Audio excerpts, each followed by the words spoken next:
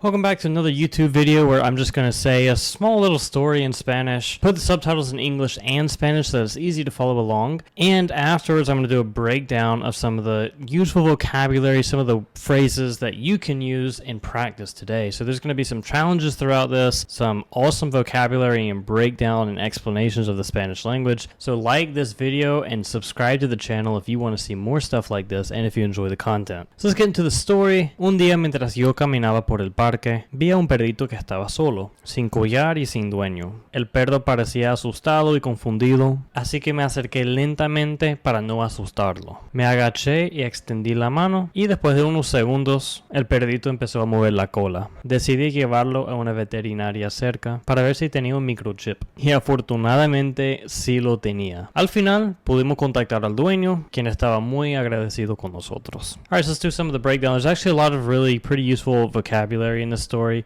It's not true, by the way, but you know, it's whatever. So one day while I walked through the park, so why is it caminaba? Why is it not estaba caminando? Why is it not caminé? So those are some different ways to use the past tense for the verb caminar, to say I walked or was walking.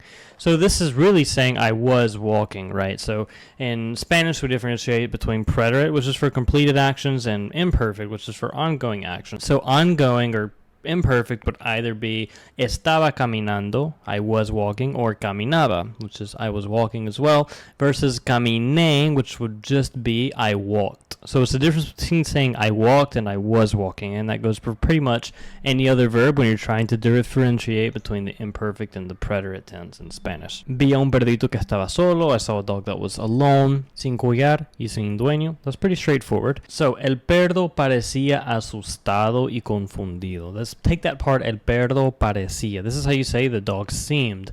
But notice how parecer is in the past tense, so it's in the past imperfect tense again because we're just describing what he looked like or what he seemed like. So it's like you're saying the dog was seeming like.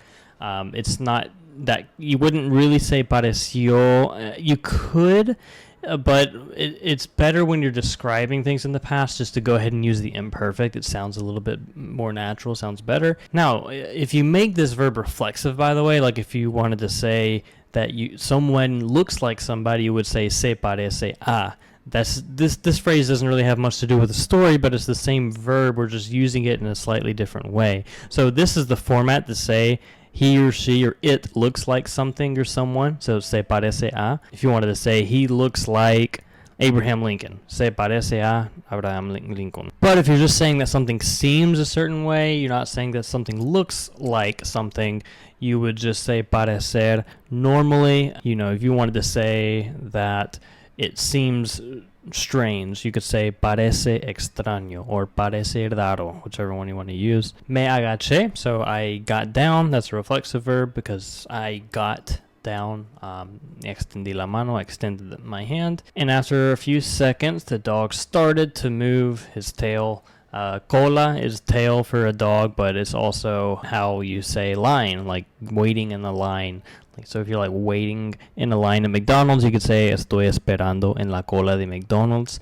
By the way, to say there's not a verb for wagging, like wagging a tail in Spanish. You just say move the tail, mover la cola, which is actually probably easier because mover in general is to move something. It's just a really useful verb. So the fact that it has that extra meaning, really helpful. Decidí llevarlo. I decided to take him to a vet nearby, cerca, para ver, in order to see or to see. So whenever you're saying a verb and before that verb you could replace it with in order to, then you want to use para. You don't necessarily have to use para here. You could also just say a ver si tenía un microchip, to see if he had a microchip. But it sounds a little bit better and way more natural to use para. My recommendation for using para in these types of situations, when you're putting para before a verb to say that, to verb, for example, para ver, if you can replace it with in order to, you want to go ahead and use it. But you're going to notice that a lot of native speakers use this all the time. And then I said, afortunadamente, sí lo tenía. So in Spanish, whenever you respond something like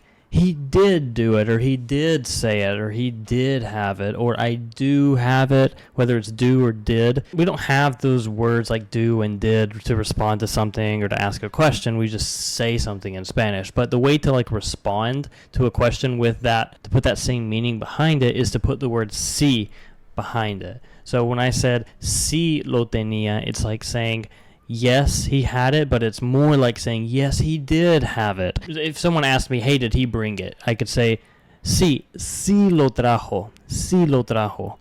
Yes, he brought it, but it really, that it puts that extra emphasis to make it say yes, he did bring it. So you can try this out with a lot of different verbs, and you'll notice native speakers use it as well. It's one of those little things that it's good to pick up on, but it's not necessarily something you'll see a lot of times easily explained in like a vocabulary book. So I hope you enjoyed this video. If you like my free training on how to become fluent in Spanish within a year, where I show you the 3 strategies that I use to become fluent in Spanish within a year so that you can be having real conversations with native speakers just a couple of months from now and become fluent within a year, click on the link in the description below and you'll be able to sign up for this free training right now. Hope to see you there. And remember to subscribe to the channel, comment any Spanish questions that you have, and like the video so it's easy for other people.